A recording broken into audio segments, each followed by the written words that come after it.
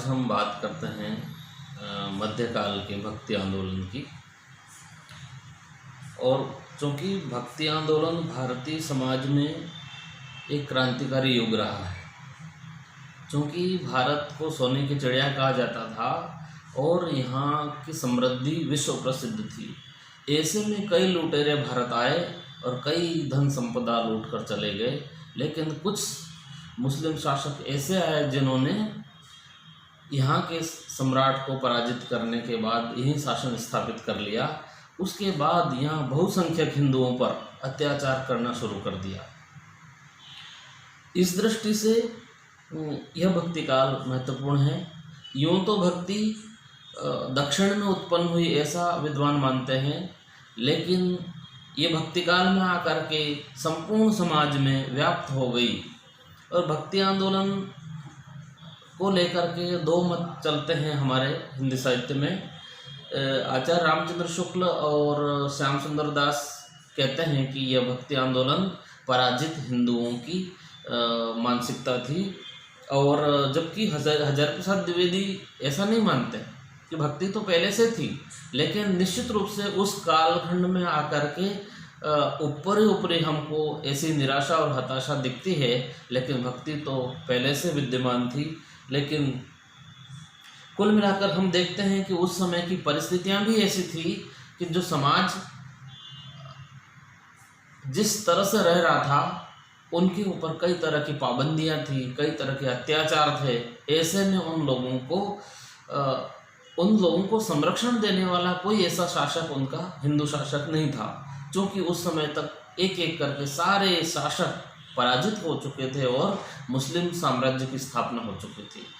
इस लिहाज से देखा जाए तो मुस्लिम शासकों के द्वारा हिंदुओं पर कई तरह के कर और उपकर लगा करके हिंदुओं को प्रताड़ित किया जा रहा था और उनका शोषण किया जा रहा था। तब ये लोग ईश्वर के अलावा किसके पास जाते हैं? तो इस काल में लोग ईश्वर की आराधना करने लगे, अनुनय विनय करने लगे, और एक आम समाज का ये आंदोलन बन पड़ा। और कई कवियों ने, उस समय के रचनाकारों ने, भक्तों ने इस आंदोलन को जन जन तक पहुंचाया। इस आंदोलन की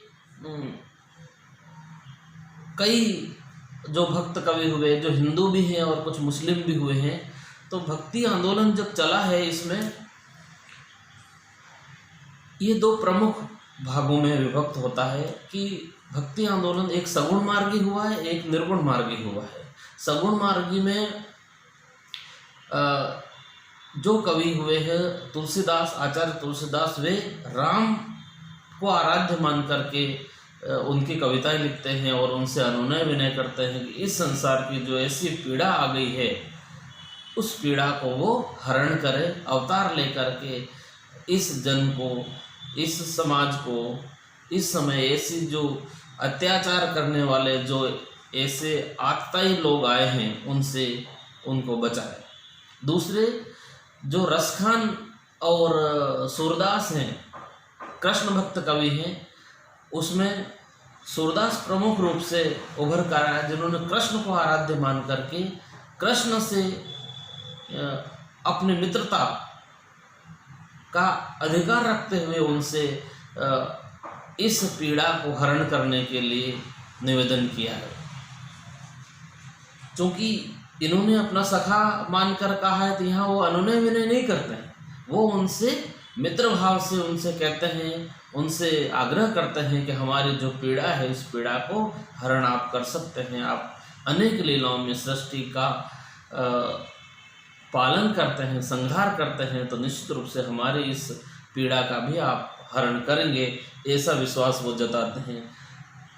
और निर्गुण परंपरा के ही एक मलिक मोहम्मद जायसी हुए हैं, जो यूँ तो सूफी संत थे, उन्होंने भी इसमें सूफी परंपरा के नाम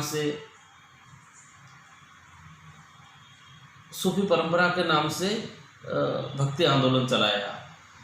और कई ऐसे सूफी, चूँकि ये तो थे तो विदेशी, लेकिन हिंदुस्तान में आके रह गए और हिंदुस्तान के जन की पीड़ा को देखकर इन्होंने हिंदू घरों की कहानियों को लेकर के अपने शैली में उन्होंने इस आंदोलन को आगे बढ़ाया।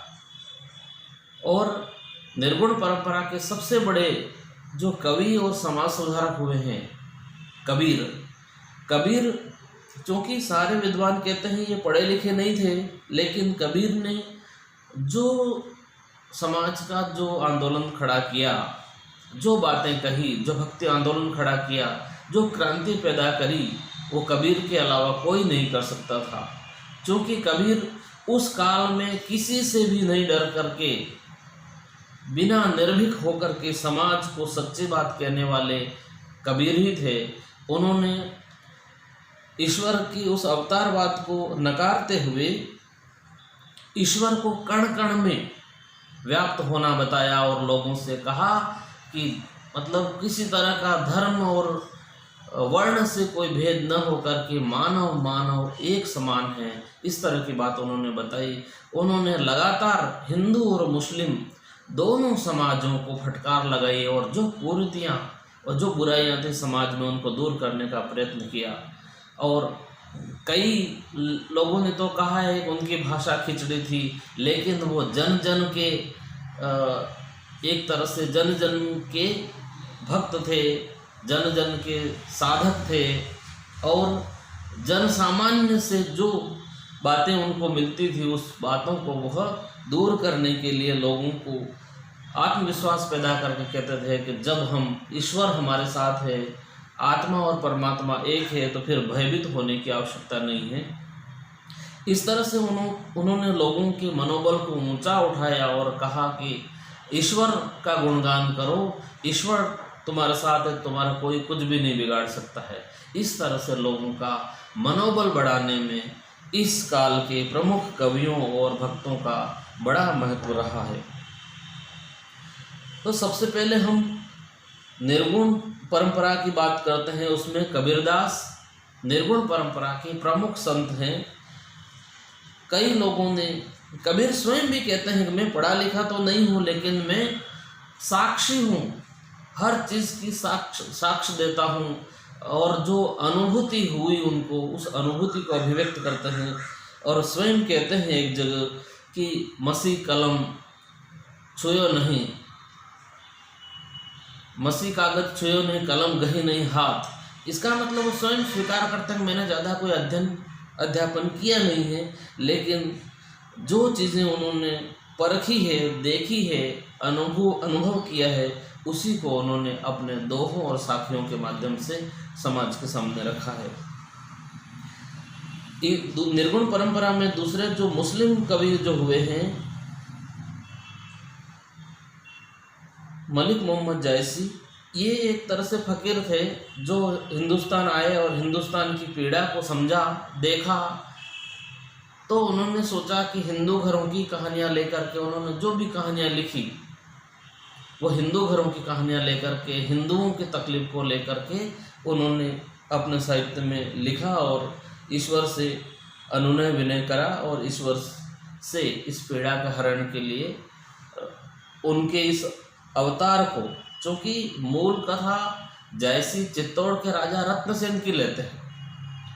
रत्नसेन एक तरह से आत्मा का प्रतीक है और इनकी जो प्रेमिका है पद्मावती, उसको ईश्वर का प्रतीक मान करके उस ईश्वर की खोज में, प्रेमिका की खोज के माध्यम से वह ईश्वर की खोज में जाते हैं और वह अपने इस संताप को, इस पीड़ा को हरण कर लेते हैं। ईश्वर से मिलन हो जाता है और वह अपने सारी पीड़ा को भुला देते हैं। ऐसे कई पद आए हैं इसमें जो हम आगे विस्तार से देखेंगे।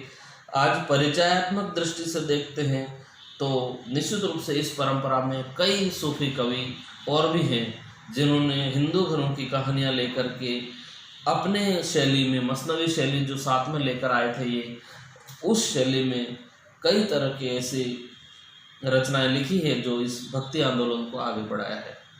सगुण परंपरा में, चूँकि भारतीय परंपरा में ऐसी मान्यता है कि जब जब भी धरती पर पाप बड़ा है, अन्याय बड़ा है, ऐसे में वे अवतार लेते हैं, अवतारवाद की पुष्टि करते हैं आचार्य तुलसी और सूरदास। इनकी परंपरा में इस अवतारवाद की पुष्टि होती है। बाकी आगे देखेंगे। धन्यवाद।